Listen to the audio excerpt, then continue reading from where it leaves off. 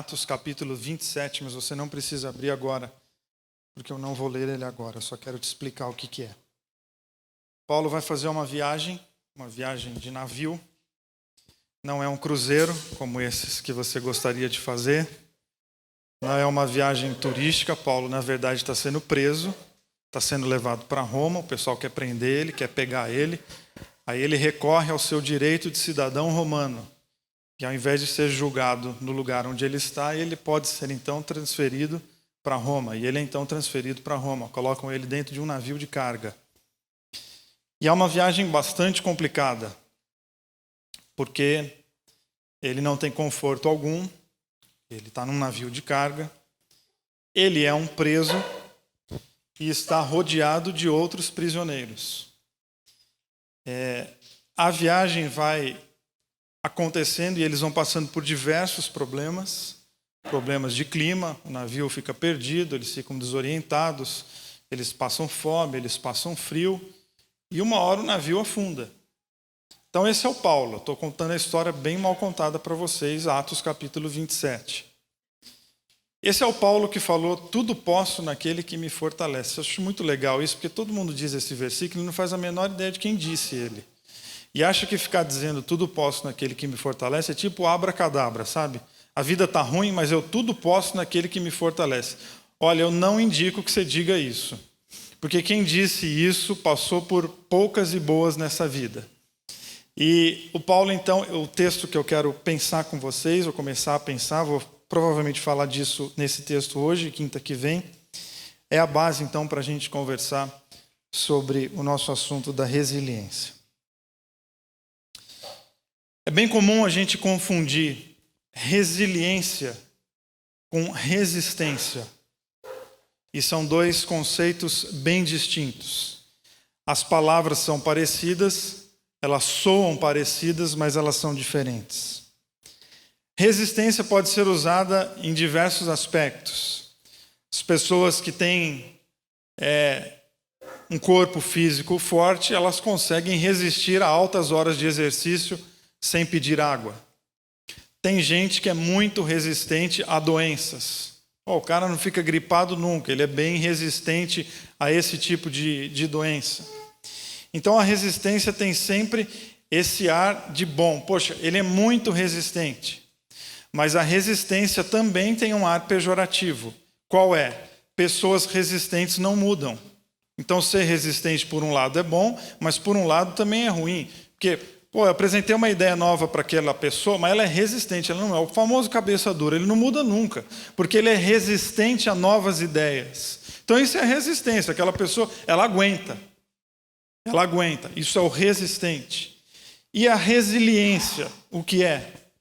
A resiliência é um conceito que veio da física, que se refere à capacidade de alguns materiais serem levados ao estresse, serem levados ao limite, serem esticados, e depois de serem esticados, eles retornam à sua condição original. Isso é a resiliência para a física. Um determinado material foi colocado sob pressão, ele foi forçado ao máximo, ele foi esticado, e quando a força parou de executar pressão naquele material, ele voltou à sua condição original sem gerar nenhuma ruptura. Ele continuou resistente. E a psicologia pegou o termo da resiliência emprestado da física, para dizer mais ou menos a mesma coisa. Quem que é o resiliente? É a pessoa que tem condições de lidar com problemas, de superar obstáculos, e de resistir a situações adversas, como um choque, um estresse, um trauma, sem entrar em surto psicológico. Essa pessoa, ela foi colocada sob pressão, ela está passando um momento muito complicado na vida dela, ela está sendo esticada também, diversas pressões emocionais, espirituais, de todas as ordens estão sendo investidas contra a vida daquela pessoa, mas ela está conseguindo passar por isso sem ficar doido. Um português mais claro. Surto psicológico é um jeito bonito da gente falar. Não ficou louco. Aguentou a pressão e voltou, depois que a pressão passou, ela voltou a ser uma pessoa normal como ela era antes, vivendo e distribuindo afetos. Como nós não estamos nem numa aula de física, nem numa aula de psicologia, nós estamos numa igreja trabalhando a nossa espiritualidade, eu quero que você guarde o seguinte, ou pelo menos é a definição de resiliência que eu vou dar para esse mês de maio. Resiliência é a sua capacidade de lidar com situações complicadas sem perder a ternura. É a sua capacidade de lidar com os mais diversos problemas da vida sem perder o coração, sem perder a alma, sem perder o afeto. Quer dizer, você passou por sérios problemas, talvez de ordem moral, talvez de ordem financeira, talvez de ordem de saúde, ou talvez das 3 ordens juntas. Você foi esticado ao máximo e passou. E você continua, então, vivendo, e aquilo não gerou rupturas em você. Contrário, talvez aquilo te fortaleceu. Então, são várias características que vão formar uma pessoa resiliente. E eu quero sempre marcar a frase características que vão formar. Porque eu não acredito em destino, assim como eu não acredito em pré-determinismos, que as pessoas nascem com isso ou nascem aquilo. Mas as pessoas, ao viver, elas têm a capacidade de absorver ideias e elas são responsáveis pelas suas posturas. Então, sim, a resiliência é algo que está disponível a todos nós. Nós podemos abraçar essas ideias. E para isso eu queria então pontuar com vocês dois pontos para a gente deixar a nossa conversa mais clara possível. E a primeira delas é, para você que veio aqui hoje e está vivendo uma situação complicada, como eu já falei aqui no momento da nossa oração, faça de tudo para você ter uma percepção mais clara possível do momento de vida que você está. Faça tudo que der para você conseguir enxergar a sua realidade, a sua, pessoal, da maneira mais clara possível. Ou seja, analise o ambiente onde você está vivendo. Eu não estou falando para você analisar a grama do vizinho, eu estou falando para você analisar a sua. Estou convidando você para ser agora um pouco egoísta e esquecer a casa do vizinho e a grama do vizinho. Analise a sua vida, os seus dias. Faça um risco em volta da tua vida e veja o que é que está dentro dele. E tente ver e enxergar a tua vida da maneira mais clara possível. Não crie ilusões, não crie auto-engano, porque o auto-engano, uma hora ele manda a fatura para você. E ilusão e engano sabem direitinho o endereço do nosso coração. E uma hora eles mandam a fatura e essa fatura é sua. As crianças, quando são bem pequenininhas, e elas querem se esconder, elas não se preocupam em achar um esconderijo. Para elas basta fechar o olho, ou colocar a mãozinha assim. E a lógica delas é a seguinte: se não estão me vendo, aliás, se eu não estou vendo, eles também não estão me vendo. As crianças se escondem. E às vezes a gente acaba fazendo como que as crianças. Não, vamos só fechar o olho. Porque, de alguma maneira, fechar o olho, eu me anulo como gente. Então eu vou fechar e não vou ver mais nada, porque ao não ver mais nada, o mundo também não me vê, e as coisas também não me veem, e de alguma maneira eu me neutralizo. Não existe postura neutra na existência, não existe. Você pode dizer, não, mas eu estou numa postura neutra. Não, você acha que está. Porque as coisas que dizem respeito à tua vida estão se mexendo. Então você não está numa postura neutra, nós nunca estamos. Você pode estar sim de braços cruzados, mas uma postura neutra na vida não existe. Porque, como falei há pouco, você pode até não estar fazendo nada, mas seus problemas estão. Você pode até estar de braços cruzados no sofá, esperando a vida passar. Pois é, mas a vida está passando. Então, neutro nós nunca estamos. Então, para pensar um pouco e abra muito bem os olhos para a sua realidade de vida. porque ela é a sua realidade. Essa conta é sua. Esses dias são teus. As alegrias são tuas. E as tristezas também são tuas. Porque nós estamos falando da tua vida. Nós estamos falando da tua viagem. Nós estamos falando da tua estrada. Então eu quero ler com vocês algumas partes desse texto de Atos 29. E eu vou começar a ler a partir do versículo 9. Então lembra, Paulo está num navio e a viagem está começando a complicar. O versículo 9 diz assim: a essa altura, Atos 27, 9. A essa altura, havíamos perdido bastante tempo. Já era começo do outono e dali em diante o clima seria tempestuoso, perigoso demais para a navegação. E Paulo advertiu: a única coisa que consigo ver adiante é um desastre, para a carga e para o navio, sem falar em nós mesmos, se navegarmos agora. Mas aquele não era o melhor porto para passar o inverno. Fênix, poucas milhas adiante, era o mais apropriado. O centurião não deu atenção ao conselho de Paulo e permitiu que o capitão do navio e o proprietário da carga o convencessem a tentar chegar ao porto seguinte.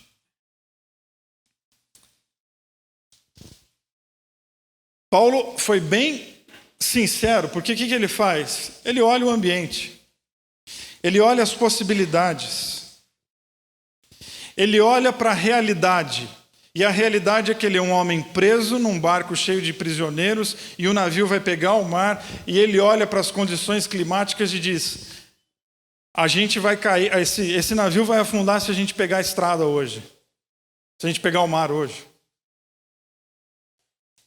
Ou seja, ele vê o clima, ele analisa o ambiente e dá o recado. A única coisa que eu consigo ver adiante é um desastre. Ele não fica num otimismo tolo e sem fundamento de ver as nuvens se enchendo, o mar ficando revoltado e ele olhando e dizendo assim: acho que dá. Não, a realidade é a seguinte: não se mexe agora, a gente precisa esperar. Porque se a gente se mexer agora, a casa vai cair. Ou seja, não passe a vida fingindo que as coisas estão funcionais quando elas estão se desintegrando na tua cara. Porque você está fingindo para quem?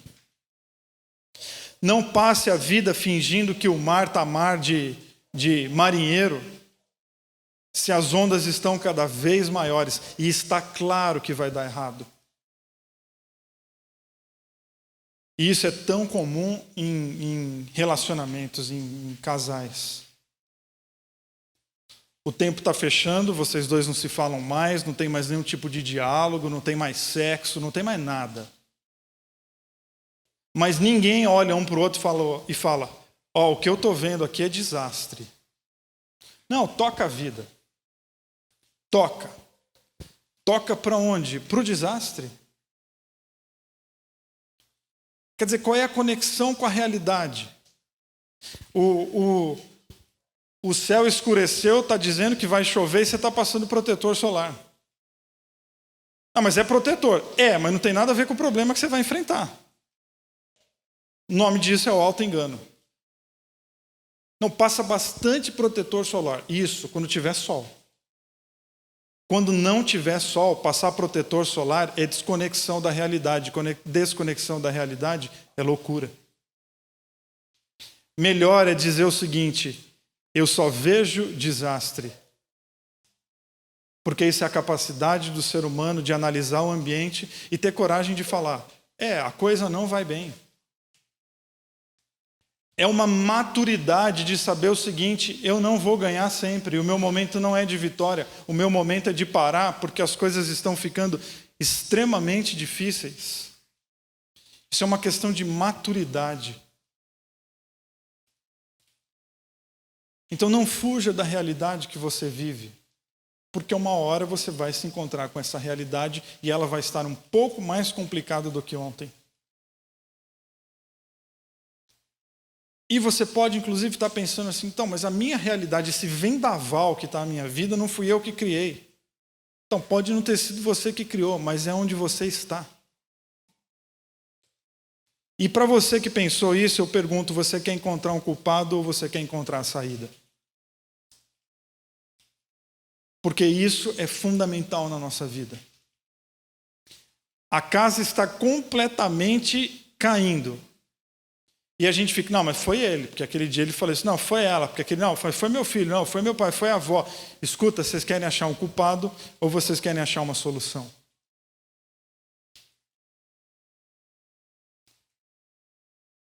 Então não viva na negação daquilo que está evidente, porque isso é loucura. E aí eu te faço uma pergunta, o que é que está evidente na tua vida?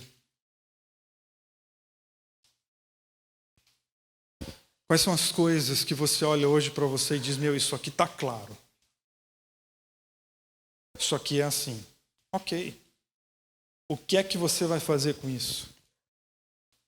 E aí no leque das opções existenciais existem centenas de posturas. Uma delas é negar, uma delas é se iludir, uma delas é sublimar, uma delas é mentir e uma delas é admitir. Está chovendo na nossa vida. Então não é hora de passar protetor solar. Está chovendo forte. Então está na hora da gente admitir que a chuva é forte e a gente precisa se preparar para essa tempestade. Ah, mas eu achei que eu ia passar a vida sem tempestades. Então, bem-vindo ao mundo dos adultos, onde não é possível tampar o olhinho e achar que com o olho tampado tudo na vida está resolvido.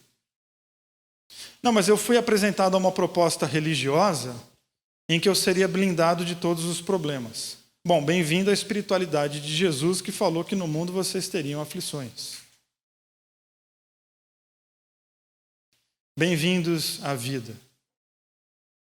Bem-vindos a essa maravilhosa experiência humana que é a nossa capacidade de pensar, de criar, de vencer, de chorar, de voltar atrás, de dar um passo à frente. Bem-vindos à possibilidade incrível que nós temos de viver. Ou talvez você possa pensar o seguinte, então eu não quero analisar ambiente nenhum da minha vida, porque se eu analisar eu vou prever coisas terríveis. Não, mas é isso que eu quero mesmo. É exatamente isso que você precisa. Ter a coragem de analisar a tua vida, mesmo sabendo o seguinte, cara, a conclusão vai ser que eu terei dias difíceis pela frente. Quer dizer, você está me dizendo que você vai viver dias extremamente complicados e que você não vai fazer nada em relação a isso? É essa mesmo a sua postura? Porque quando nós temos a vida com todos os seus desdobramentos, e quando a gente sabe que esse dia mau vai chegar, qual que é a nossa postura? Cruzar os braços e esperar a morte chegar? Ou se preparar para passar por esse período de uma maneira bonita? Isso é resiliência. É a pessoa que tem coragem de analisar a própria vida. É a pessoa que tem a coragem de analisar o próprio ambiente e saber, olha, não fui eu que gerei essa tempestade, mas é aqui que eu estou, então eu vou fazer de tudo para passar por ela. Maturidade é a pessoa que diz, não, essa tempestade fui eu que criei. Ela é responsabilidade minha. Agora, fui eu que criei a tempestade, então eu também tenho recursos, tenho capacidade para criar ideias para passar por isso. Agora, só faz isso quem tem coragem de analisar a sua própria vida. Com o mar assim eu não navego. Por quê? Porque eu analiso, eu sei onde que eu posso entrar e sei onde que eu não posso. Esse carro aí eu não compro. Por quê? Porque eu não dou conta de pagar. Porque você está entrando num compromisso maior que o teu. Esse cara aí, não, esse aí eu não namoro. Por quê? Ah, porque está na cara que é encrenca. Ou seja, a capacidade de olhar para situações e dizer, não, eu não quero. Ou estou disposto a pagar o preço. Então Paulo olha para a situação toda que ele está vivendo e não fica numa declaração de fé infantil e ingênua, dizendo, vamos que vai dar certo. Não, ele diz, gente, abre o olho, porque essa viagem vai ser complicada. Procure todos os recursos interiores possíveis, porque nós temos dias complicados pela frente. Esse é um ponto. Segundo, tente controlar suas emoções para você não ser controlado por elas. E agora eu quero ler mais um pouquinho com vocês, a partir do versículo 18. No dia seguinte, mais uma vez em alto mar, e castigados pela tempestade, lançamos a carga ao mar. No terceiro dia, os marinheiros aliviaram ainda mais o navio.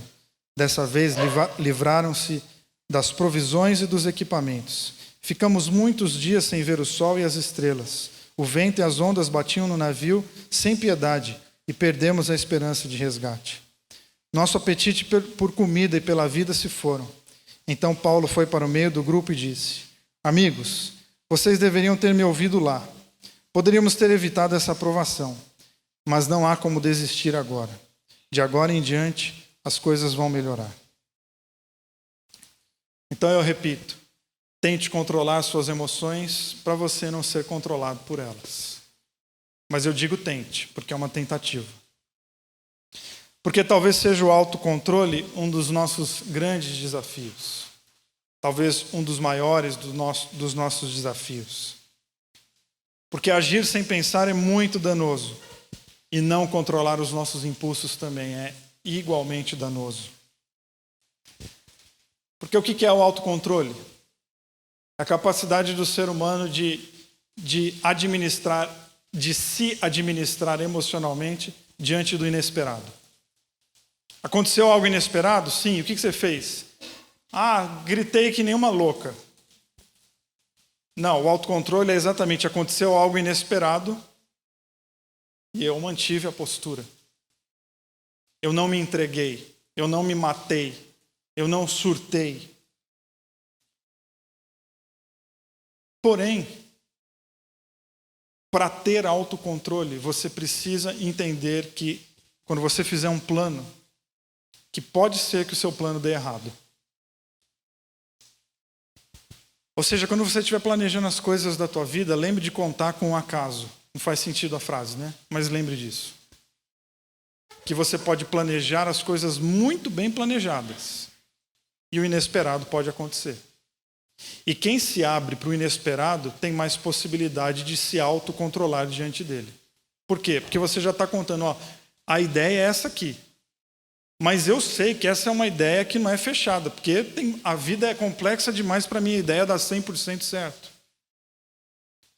Então eu vou planejar, eu vou fazer, eu vou viajar, mas eu sei que pode dar errado.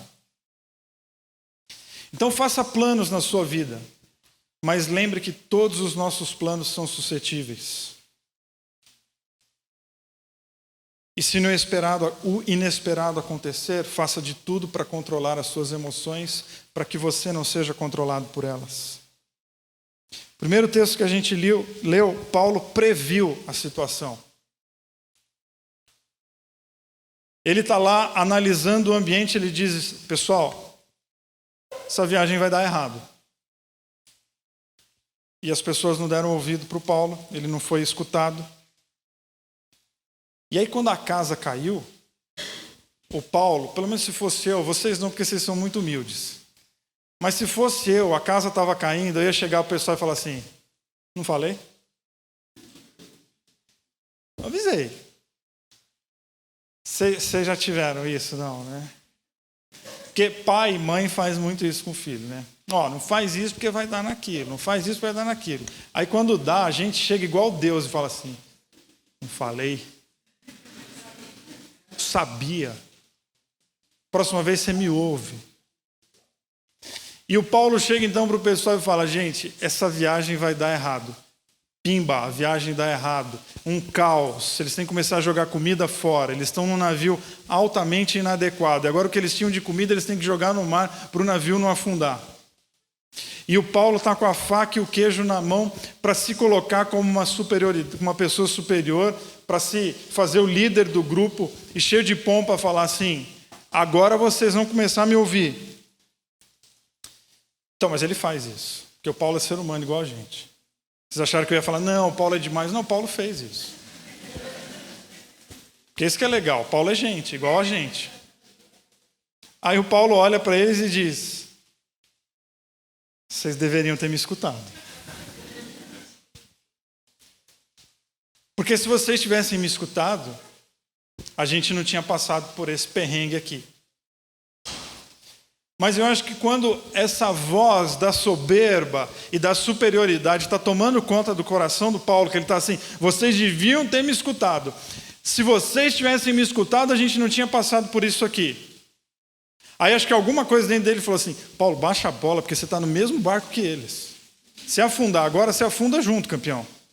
Aí ele está sendo tomado pelo quê? Pela emoção da superioridade, da amargura, de não ter sido escutado, porque ninguém nunca ouve ele, as boas ideias dele. Está vendo? Se você tivesse me ouvido, o barco não estava afundando. E ele está sendo tomado pela emoção. Aí o que ele faz? Ao invés de ser controlado por elas, ele controla. Ele diz, mas agora não é hora de desistir. Pronto, o bom senso voltou. Ele controlou as emoções e não as emoções controlaram ele. E no momento de caos da nossa vida, isso faz toda a diferença. No momento de desajuste emocional da nossa vida, isso faz muita diferença.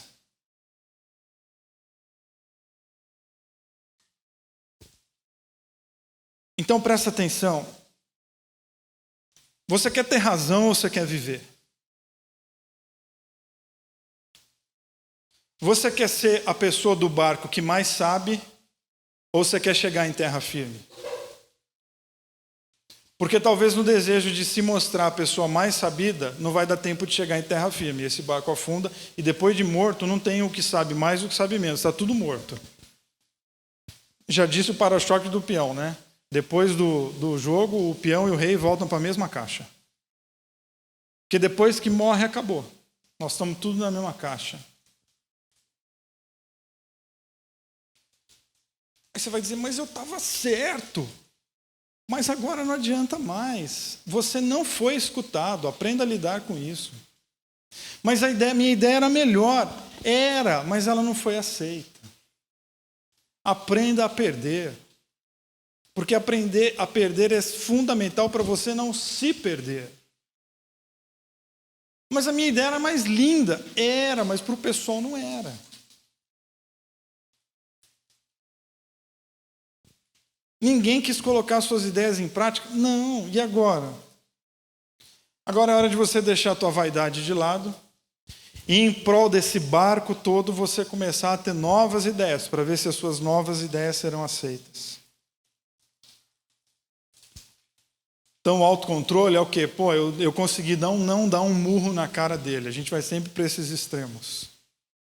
Não, o autocontrole é que você não permitiu que sentimentos ruins tomassem conta do teu coração em momentos cruciais. O afeto falou mais alto. O amor falou mais alto. Você não foi escutado, deu errado. Se você tivesse sido o chefe, teria dado certo. Pois é, mas agora não deixa que amargura, que ódio, que rancor tomem conta do teu coração. Porque isso é uma sucessão de naufrágios. Porque nós não lemos o naufrágio do Paulo como a sua literalidade histórica. Nós lemos com um conceito para a nossa vida. Nós vivemos naufrágios. Então lembre que você não será escutado todas as vezes.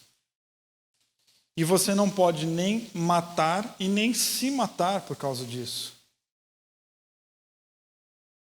Sim, às vezes nós falamos com as paredes. Sim, às vezes nós falamos e parece que as nossas palavras são como folhas. E o vento leva e... Não, eu dei uma ideia tão boa, ninguém nem ouviu. Não. Então o que eu faço agora? Agora eu grito? Não. Se a tua ideia é tão boa assim, viva. Viva que os seus passos vão encantar, você não precisa falar nada.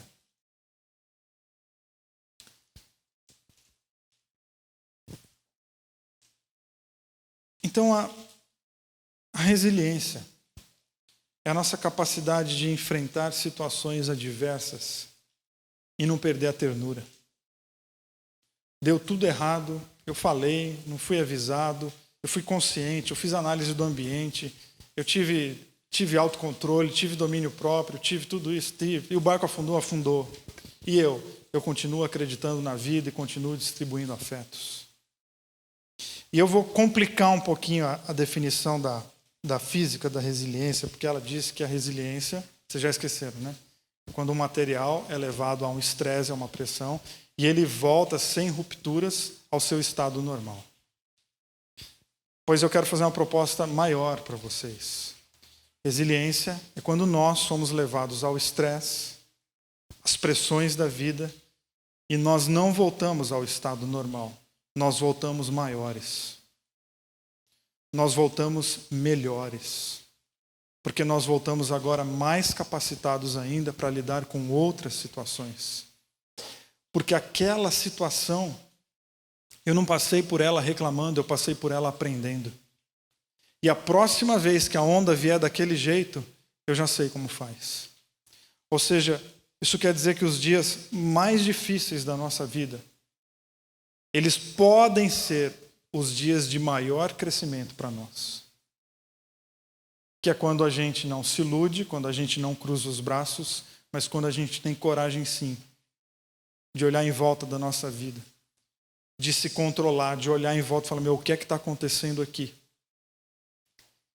E que tipo de coração que vai sair dessa situação? Não é exercício fácil, mas é encantador. Não é exercício simples, mas é um exercício que pode dar sentido para a tua vida. E as coisas que dão sentido para a nossa vida não são simples. Mas você tomar a decisão, olha daqui para frente, eu vou olhar para a vida.